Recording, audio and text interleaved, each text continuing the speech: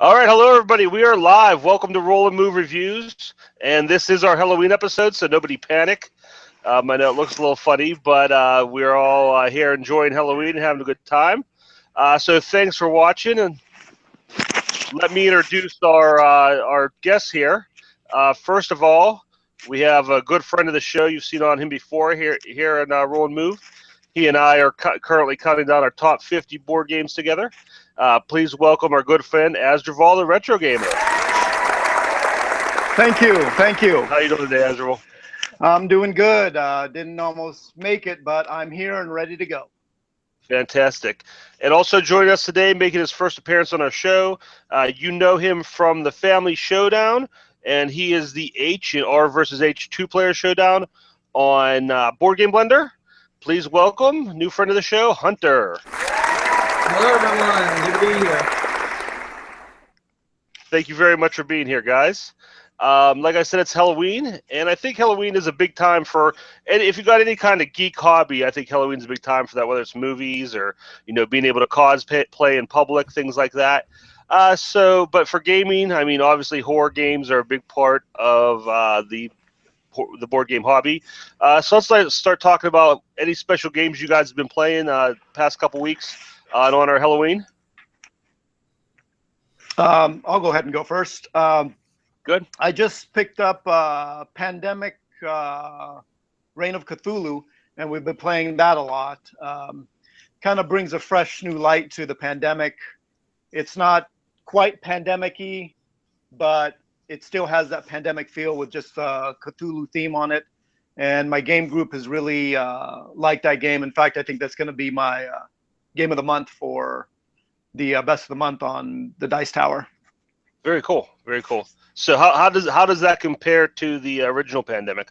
I actually think that it's a little bit easier to teach and for people to learn. There's not much.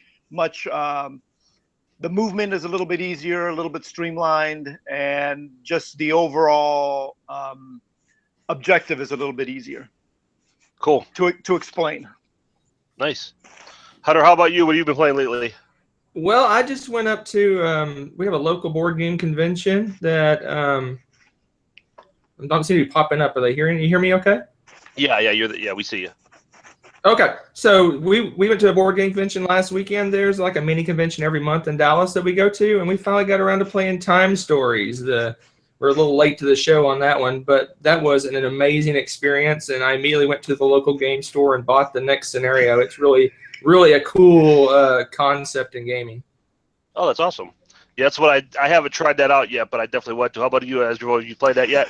No, that goes saying the same thing with the Pandemic Legacy. I know people are raving about Time Stories, but I'm going to kick down all that money, and then you can just play it once. And I don't know how I feel about that yet in games like that.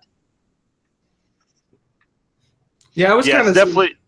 I was kind of the same way. I was in that boat as well. I thought, okay, it's a one shot. You play it once and you're done with it, right? But both Pandemic Legacy and Time Stories were an amazing experience. And if you take your family out to the movies for one night, it's going to cost you $50-$60 nowadays. And you get an amazing experience from that board game, even though you might not play it again. That's true. I've been at my game group, and I've been mulling over the idea. Basically, what we want to do is all pitch in, $10 or however much, divide it up between us and play it that way to really offset the cost. And we've talked about that, I think, on this show a lot, that it's funny with those legacy games because Pandemic, you play, 12 to 24 times. And they're logically in my head, I know there are games on my shelf I'll never play 12 to 24 times in my life. Yep. But for some reason, just the idea that I know at some point the game will come to an end, I won't be able to play it. That just makes it weird for me. But definitely something I want to try out. Some of the games I haven't played. Before I go, I should explain my costume because people watching might think this is a completely different kind of show. I wanted to do something Smash Up themed for one of my favorite games to play at Halloween time. Actually, Smash Up, and I was going to be Pirate Wizards. That's one of my favorite combinations. And I couldn't find a wizard hat, so I'm a pirate princess, so that counts too. So that's what I'm doing. That's why I'm dressed like this. But as far as Halloween games go, Halloween's actually a really big a big deal for my game group. Ever since we started meeting regularly about 6 or 7 years ago, every month during October, we really focus on horror themed games, bring out a lot of games that we haven't played in a long time or only play at that time. This year there were some scheduling difficulties we couldn't get everybody together as much as we wanted to, but we did get to play some. We got to play some Elder Sign. Got to play the new Mansions of Madness, Mansions 2.0. Have you guys played that yet? That's one I haven't played. I have the original version, and after about a year, I learned how to play it properly. But no, I haven't got the second edition yet. Well, really, if you had trouble, with the rules, which I don't blame you, on the original edition, 2.0 definitely eases the learning curve on it. Makes it a lot easier to play. Takes a lot of the work out of it and the effort. So that's a lot of fun. And then just this past weekend on Friday night, we played our annual game of A Touch of Evil, the Flying Frog game. And that's always a big deal for us. We played it with all the expansions, 3 big boards, and we played the co-op version of the game, so everybody's working together. And that one we ended up losing. Second year in a row we lost that one. But it always tells a great story, and even when you lose that one, it's a lot of fun. So we had a good time with that. How long did that take to play?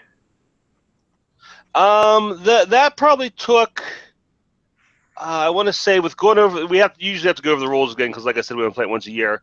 Going over the rules and everything and all that, it probably took maybe 3.5 hours, and we kind of like stretched the game out because we pretty much got to the point where we lost, and we should have just like gone all in and like had one final stand, but we kind of like ran away and tried to make it work again. So it probably would have been shorter if we didn't do that. And so it's a longer game, but it's definitely worth it. Okay, that's the one that I haven't played yet. I definitely recommend it. It's a lot of fun. And I also went to a Halloween get together last night with some of our friends who aren't really gamers, and played a few casual games. Played King of Tokyo with the Halloween expansion, and Costume Party from Naturalist Games. So some more basic games for them. Some introductory games they really seem to enjoy. Did you get any converts? I don't think so. Like I said, I think the folks I was playing with then, their biggest, or the furthest they're willing to go, I should say, with hobby games is probably something like a King of Tokyo level. They'll keep playing that and maybe games around that same complexity, but I don't think I'm going to get them to go any further. Okay. Yeah, when you invite new gamers to play, they really get that deer in the headlights look, right? Yeah. When you pull out a bigger game, they kind of just get overwhelmed immediately. So you got to kind of judge your audience, right? Absolutely, yeah. With it being an adult party and there being some adult beverages floating around, that makes the attention spans get shorter, and people don't necessarily want to sit there and you explain it to them, and they kind of get irritated when they're not getting it. So you got a very short time frame to explain the rules. That's cool. So I guess the other thing I want to talk about is just in general, what are some of the horror games that you guys really enjoy to play? Not just this time of year, but anytime. What are the games and the themes that you guys like the best? And Hunter, why don't you go ahead and start us off there?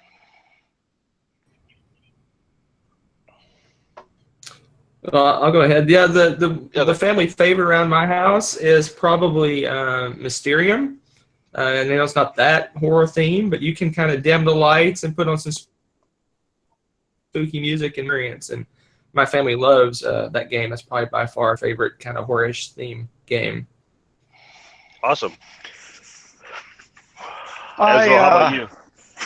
Well, I play some older ones.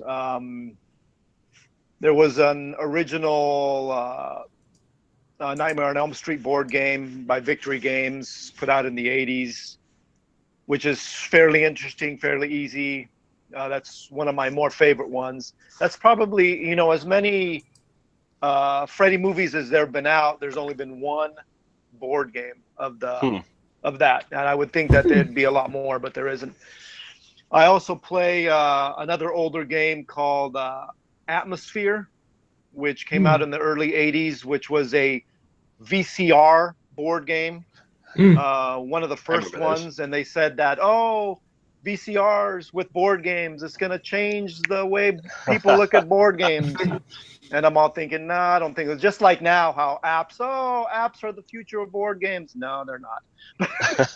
But yeah, that's another one that I like to pull out. But, it's hard because people don't have VCRs anymore. Right. Yeah. Those are two of my favorites that I like to pull out. Yeah, I know. I think with a lot of the games that you collect, the ones you show on Blender and things like that. I think a lot of those there seem to be, and I remember when I was a kid, a lot of those mass market games, a lot of like haunted house, monster themed games. So I bet you, from your collection and from that well you're digging into, there's a lot of good games there. There's certainly a lot of them. And there's a lot of them are pretty simple, but the two I just mentioned really have some meat to them. But except for let me back up. The Atmosphere one, once you run through the VCR tape, want to know what's going to happen. Yeah. But the only other thing that makes it random is the dice roll. That's about it. Okay. Some of my favorite horror games to play, I mentioned A Touch of Evil, and I really one of my favorite games probably in the horror genre come from Flying Frog. Touch of Evil, Last Night on Earth, Invasion from Outer Space. They just really capture that theme. They're really good at storytelling games, and really capturing that horror, that sense of something's after you, something's chasing you, and really capture that theme well. So those are the games, kind of my go-to games as far as horror themes go, and I think they really capture that really well. Right, I do enjoy Last Night on Earth also. Also, another one that one that just came to mind that I haven't pulled out this year yet is Betrayal on the House on the Hill. Mm-hmm. And they just came out with the expansion, which I'm dying to get, but my local store was out of stock because I think I've already played through all the scenarios like multiple times. So I'm ready for more scenarios. So that's one that I want to pull out before the end of this year. Betrayal's a good game, and that's one too. I mean, that's one you can bring in on like an introductory level, I should say. I mean, it's not very complex, and I think just that idea of the story and that secret betrayer is a great mechanic. I have a lot of fun with that, and I'm looking forward to that expansion too. I'm surprised I haven't gotten it yet. I just haven't gotten around to it yet. Right, but definitely will get my hands on that. And I'm surprised that my store's selling it for like $20. I don't think it's that expensive, that expansion. No, it's not. And I'm surprised it took so long for them to put that out, because that reprint's been out for a while, and this is the first expansion they have for it. So right, and the original was even a few years before that. So yeah, it's been a while since they put that out. Sure. Well, my local store has copies, so if you guys need some. Let me head on over to Texas. but you mentioned I do love Betrayal, but the only issue I've had with that game is if you have a newer player and they happen to get randomly selected for that traitor role has a lot of, they need to have knowledge of the game to run that traitor, right? So that's the only issue I've had with that. It landed in a newbie's lap one time, and it didn't go over very well. Yeah, that's true. I never thought of that. I've never had anyone that inexperienced have to do that. So right.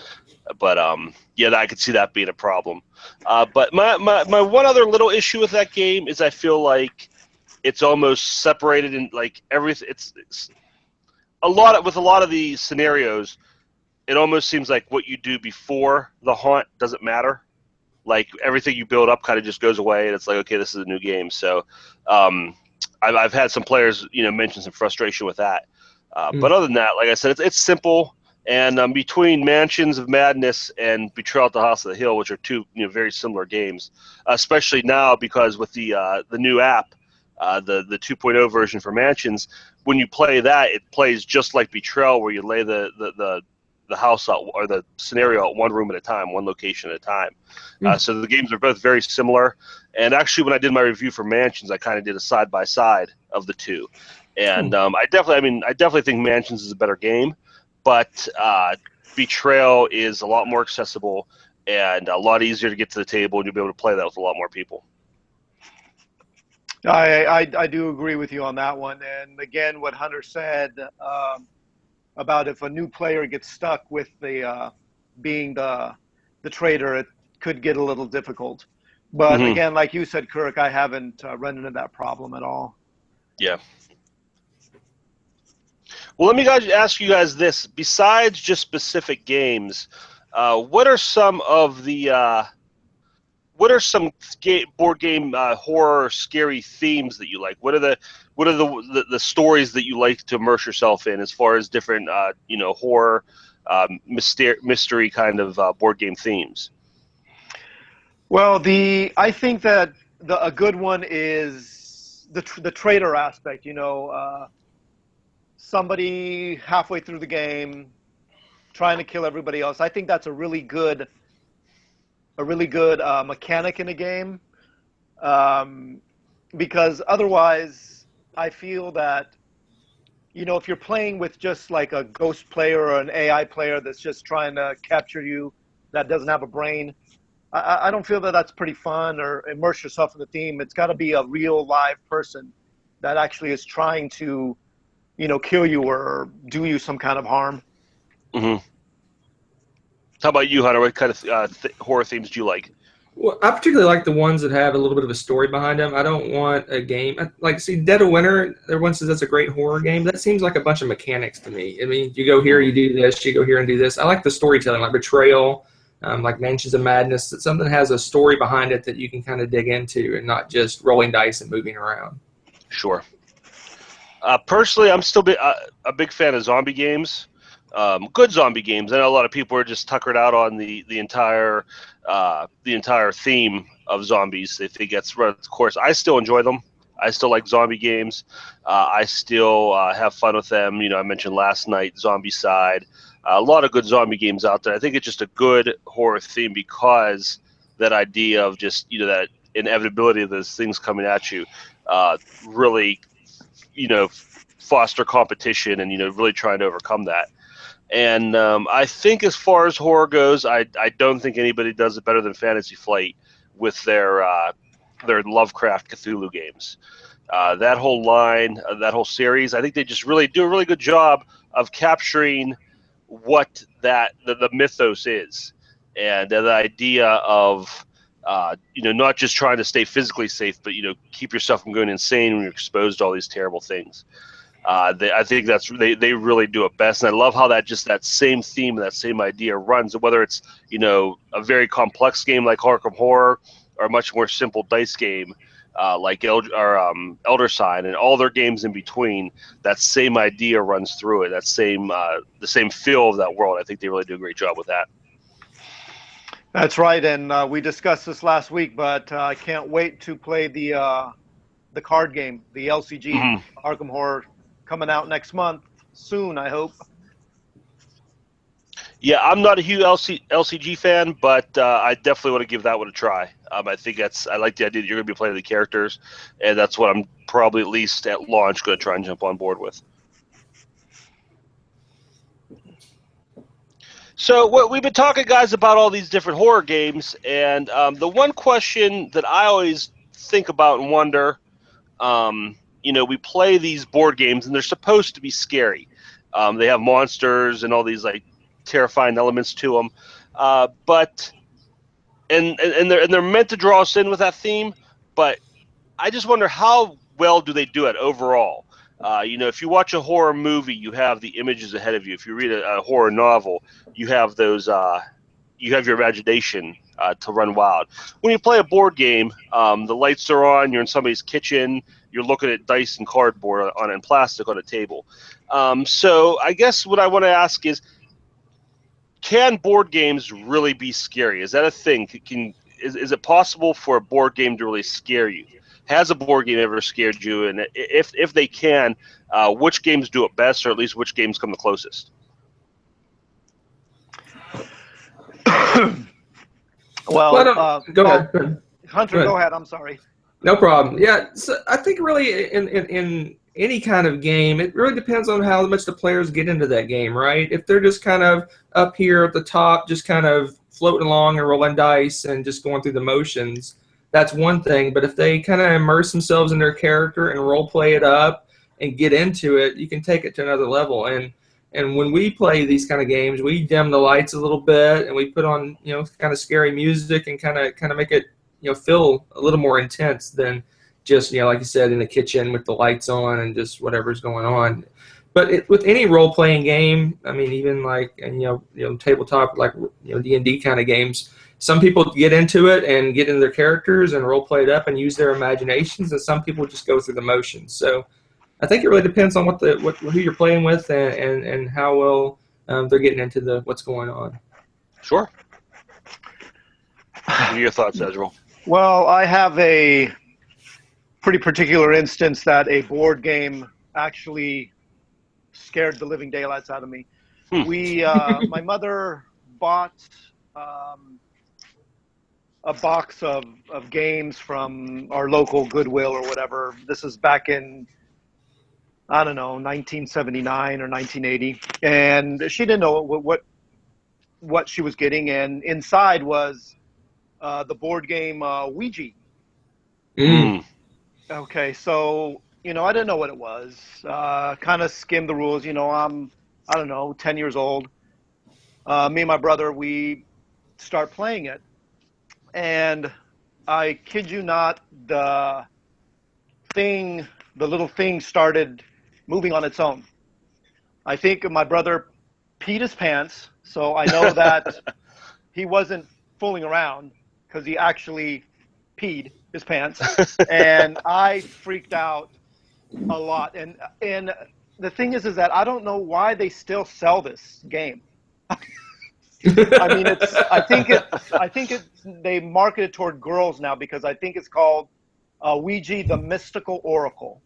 And me and my brother literally we threw it in the fireplace and burned it because we were that terrified. And we never spoke of it again until now. But he's probably going to kill me for saying that, but sorry if you're watching.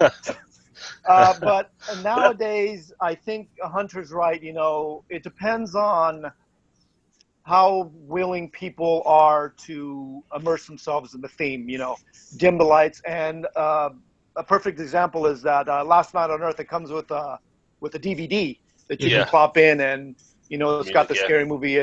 And I like to play with the lights completely out and just candles all over the place. That really immerses the scene. But again, it's the type of person the type of people that you're playing with, the type of group, to see how well they get into it. Absolutely. It's funny. Like, I don't. When I asked that question, I never thought of Ouija as a board game. I mean, that's what it is. They market it. It's just strange because it's something they market to kids, but you hear so many stories like your own. Where, I mean, there's something real behind it. And I think there's a movie coming out now. It might already be out, but there's a new Ouija movie out. It looks pretty freaky. But yeah, definitely that's something that's way out there.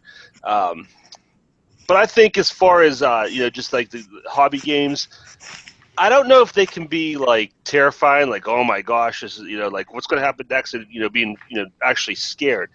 I think they do a better job of creating an atmosphere that mimics fear. I think the best games do that, where you have they create a sense of dread, a sense of anxiety, where you're not really afraid like of something really happening, but you're nervous about the game sucks you in so well that you're afraid about the next thing that's going to happen on the board. And again, I'll bring up the Fantasy Flight Arkham games. the idea of, and I think every one of their in the series again has this in some way, shape, or form. That idea where at a certain point the Ancient One's going to awaken, and you're going to have to deal with that. And just the dread of, as you see that meter or that chart or whatever it is that's building up, getting to that point of one more turn, one more event, and the Ancient One's going to wake up. And that, like I said, I don't know if it's fear, but there's definitely the anxiety that builds up. And I think the key is having overwhelming odds against you, especially at the beginning of the game. If you start out weak and there's something very tough at the end. Then you have to, get to a position to fight that before it's too late. I think that does a great job of mimicking a feeling of fear. So some of the best horror games definitely do that.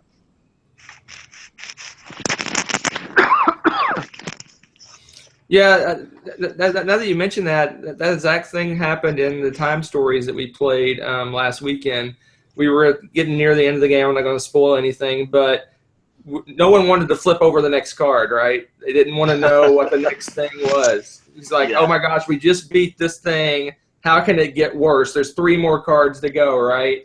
And so no one wanted to flip that card. So yeah, you have an intensity. It's not necessarily fear, but there's an intensity to it, right? So yeah, I definitely agree with that.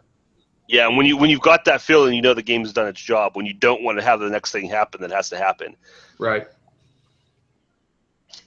Well, another question I want to ask you guys, and let's move on to a different topic. All these horror themes, so many have been explored, from zombies, haunted houses, vampires, all these different games out there. But there's still so many horror themes, so many horror stories in the world between movies and books, and just cultural ideas that still haven't been tapped in board games yet.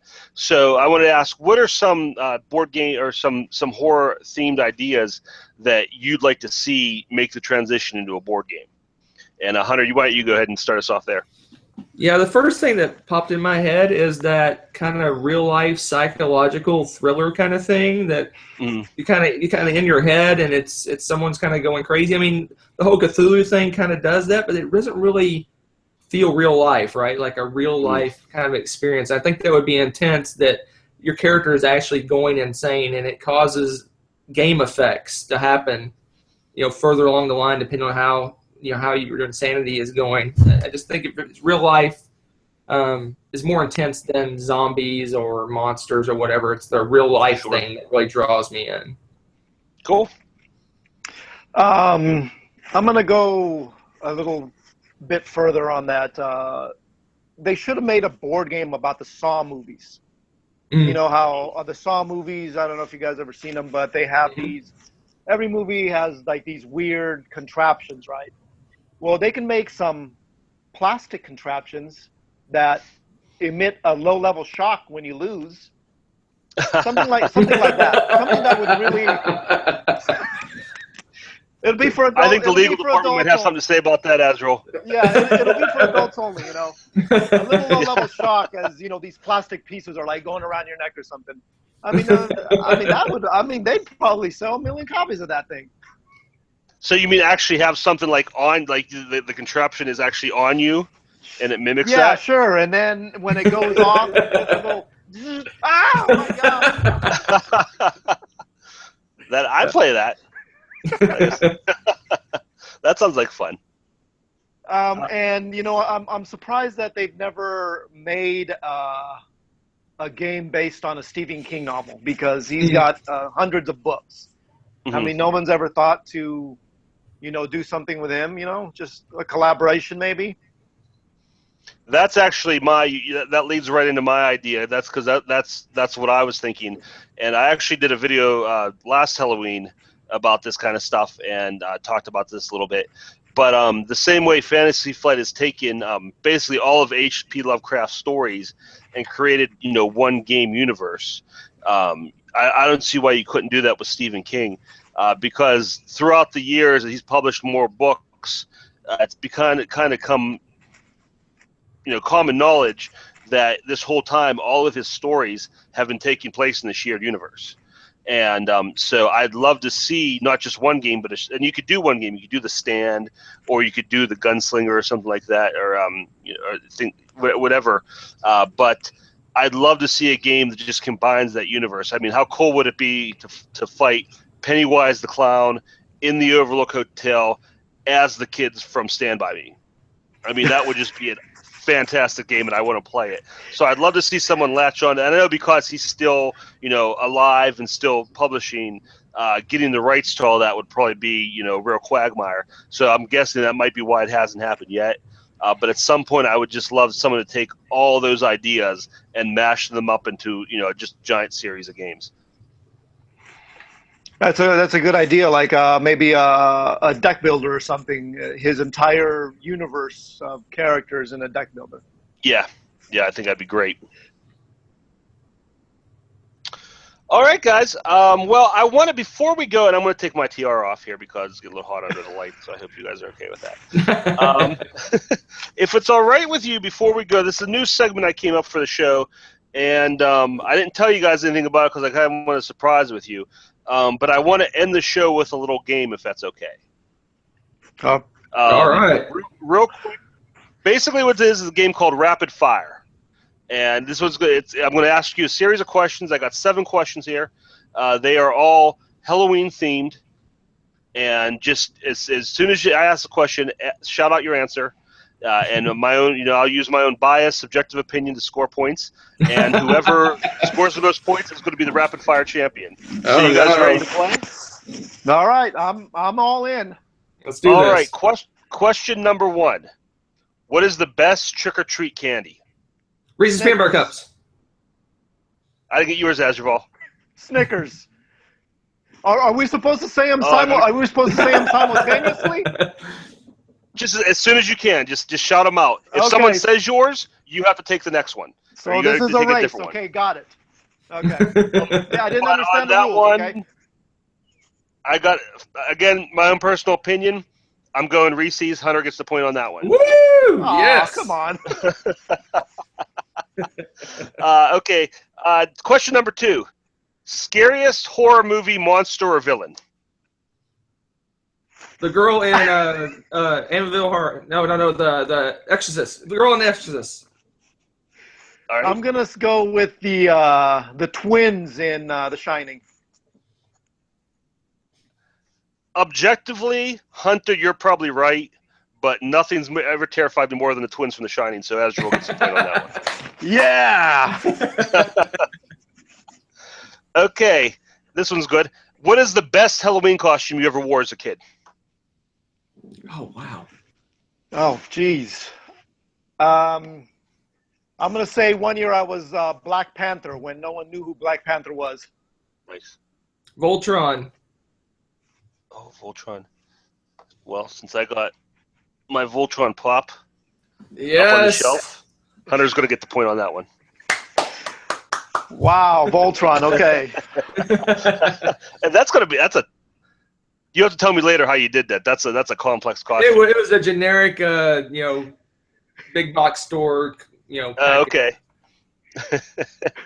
All right. We were talking about Stephen King earlier. What is the best Stephen King novel? I'm going to go with The Girl Who Loved Tom Gordon. Dark Tower. Dark Tower. I went with an obscure title. Not very many people know that story. A retro title? And Asdruval, I think you're getting the point on that one. That was a tough one. Okay. On that one. I'll concede on that. Okay. What is the best Halloween song? Oh, wow. He was a one-eyed, one-horse flying purple people leader. One-eyed, one-horse flying purple people leader. All right, Hunter, your turn to sing. I'm not going to sing. Are you crazy? But I'll say Monster Mash. Monster Mash. Oh, that's tough. They're close, but since Asdruval's saying his, he gets the point. Again, I will concede. Okay, now this one you got to answer quick because there's not a lot of answers.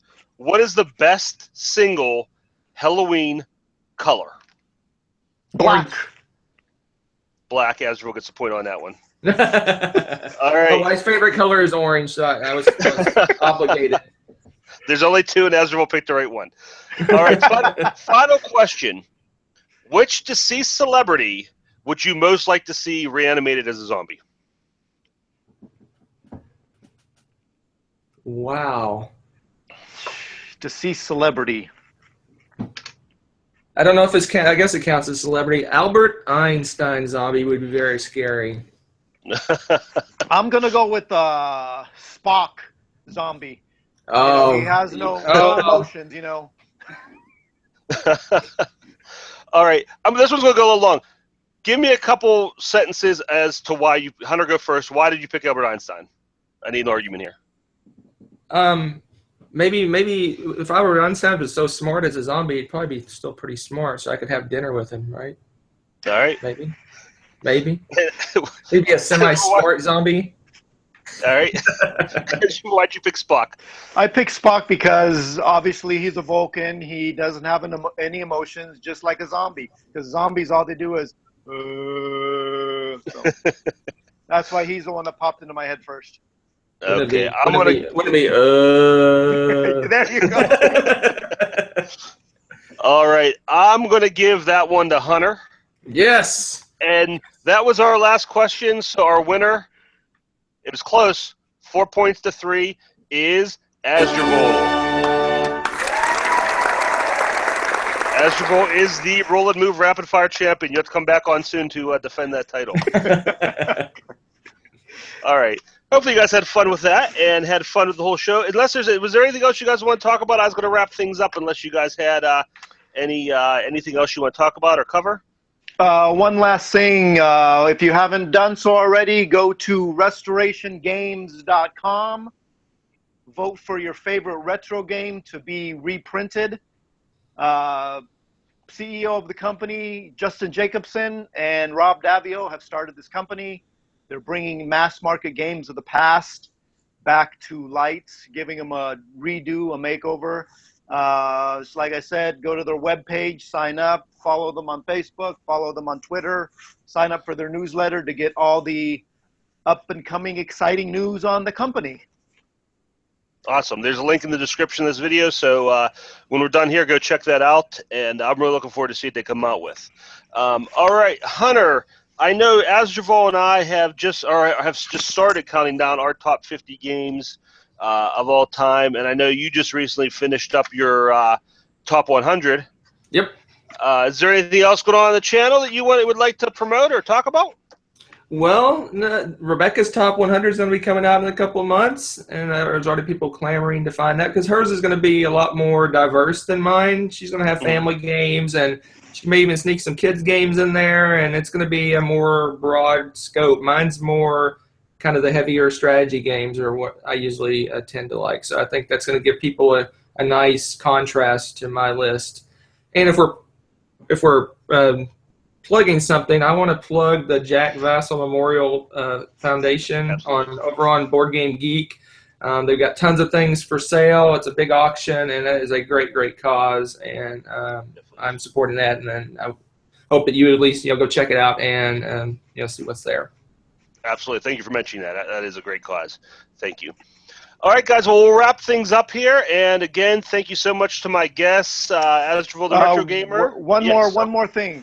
Don't forget to catch Board Game Blender this Thursday. It's going to be a Halloween mix-up where I don't want to give too much away, but we're going to be switching roles as far as contributors go, not doing our normal thing, but kind of doing somebody else's thing. So that's coming out on Thursday, Board Game Blender, Halloween mix-up episode. Awesome. I'll be looking out for that. Definitely will check that out. All right, Asdruval, thank you very much. Hunter, thank you very much. Check Hunter out at the Family Showdown. Link to all his social media sites in the description, as well as Restoration Games. Check these guys out on Board Game Blender. And follow us on Twitter, Roll and Move Reviews. Like us on Facebook. Subscribe to the channel. And thank you so much for watching. Happy Halloween. Bye. Happy Halloween, everybody. Happy Halloween.